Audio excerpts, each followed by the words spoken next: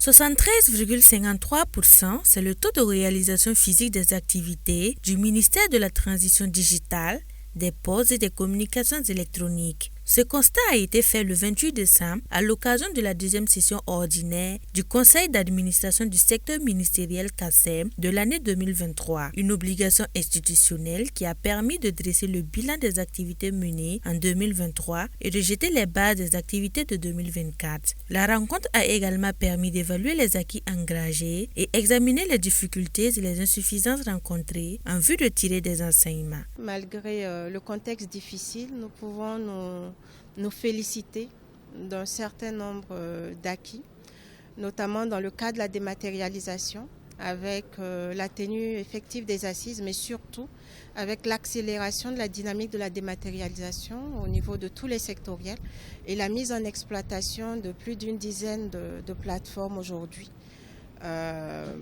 Comme je l'ai dit dans mon discours, on peut citer le e-casier judiciaire, on peut citer le e-timbre, mais également le e-conseil des ministres. Et on a une vingtaine de plateformes au moins qui ont été finalisées, qui sont en attente de mise en exploitation. Nous avons également pu améliorer, on va dire, le cadre juridique du secteur pour l'adapter au contexte, mais également pour pouvoir soutenir nos ambitions. Donc on a la révision de décrets importants comme ceux du Fonds d'accès aux services universels et de l'identification des abonnés et aussi du stockage et de la conservation des données de trafic. Nous avons également l'adoption de la loi sur la sécurisation des systèmes d'information.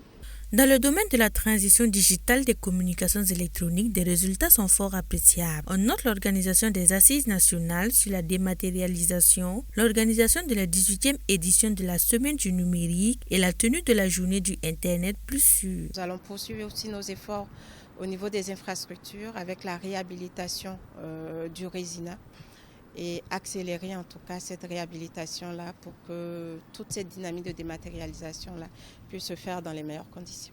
Des résultats satisfaisants, mais la ministre Aminata Zerbo et ses collaborateurs ne comptent pas s'arrêter en si bon chemin. Plusieurs perspectives sont déjà dans le viseur du département au cours de l'année 2024. La mise en œuvre du système d'identification unique de base, voilà, qui est vraiment un grand chantier, bien vrai complexe, mais nous pensons courant 2024 atteindre des résultats satisfaisants. Il y a également le renforcement des compétences de l'ensemble des acteurs du système, de l'écosystème numérique qui est aussi prévu. Il y a la relecture l'évaluation et la relecture de l'ensemble des stratégies que pilote notre département ministériel. Le CACEM est un cadre de concertation pour l'évaluation des performances et de la prise des orientations importantes des départements ministériels.